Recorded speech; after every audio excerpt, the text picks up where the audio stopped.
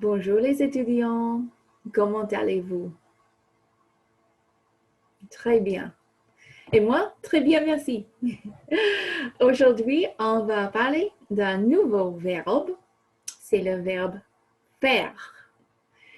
It's a new verb today we're going to study. It's the verb faire, which means to do or to make. And we're going to see some examples of how it gets translated slightly differently into English, depending upon the context. So most of the time, it's to do or to make. Those are the two predominant translations. Let's take a look at it. It's irregular and nothing to be afraid of because you already know être and avoir.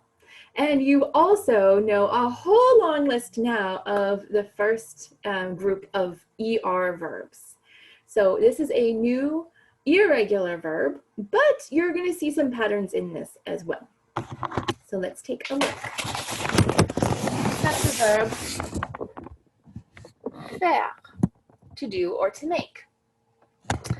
I've got my conjugation here. Je fais, I do or I make.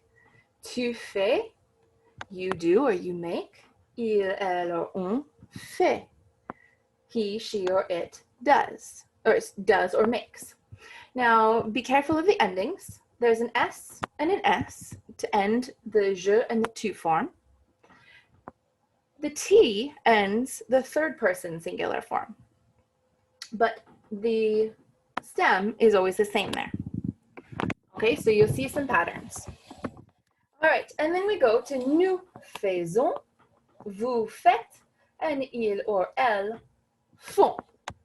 So again, you're keeping the same basic stem, but there are some slight differences in the third person forms that you'll see.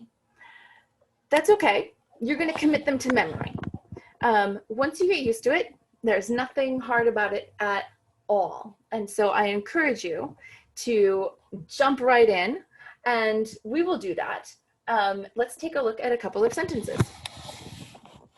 All right, I made two sentences here, one with the do translation and one with the make translation. So for example, je fais mes devoirs. I'm going to repeat it. Je fais mes devoirs, which means I do my homework. Je fais, I do. Elle fait un sandwich. Elle fait un sandwich. She makes a sandwich. She doesn't do a sandwich, right?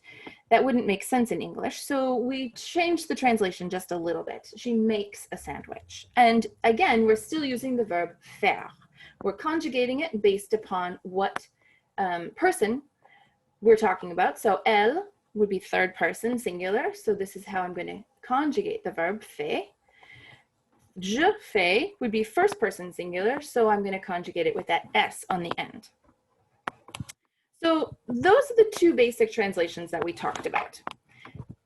In French, there are also some expressions that go with the verb faire that don't really fit into those translations in English, but they're limited. And so once you get a hang of the very few questions or answers that utilize the verb faire, you're just going to realize that, oh, that's just one of those sentences or those questions. So for example, in the French language, my computer, excuse me. Make sure you guys can see it. Okay, here we go. Sorry about that. Quel temps fait-il? The translation for this is, what's the weather?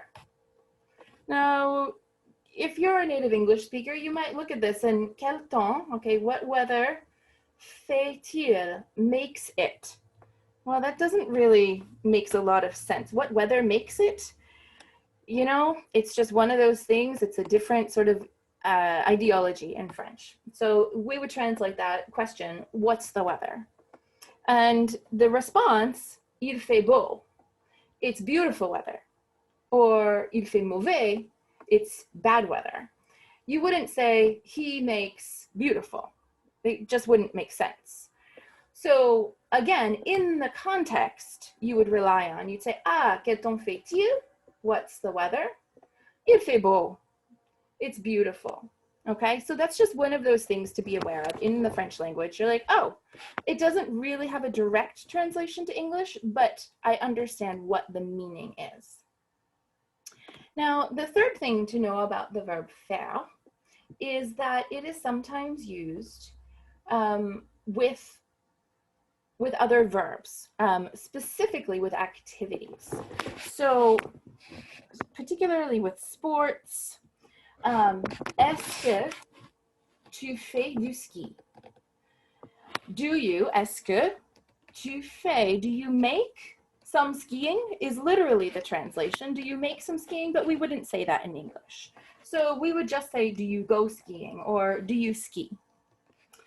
Non, je ne fais pas du ski. No, I don't go skiing. I don't go skiing. Je fais du yoga. I do yoga instead. Okay, so this is probably better translated as the do. No, I don't do skiing.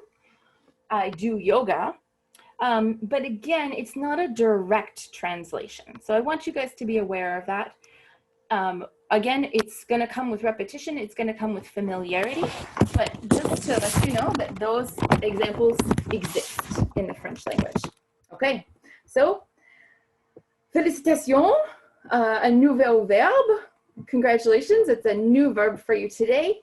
And hope you have a bonne continuation et bonne semaine.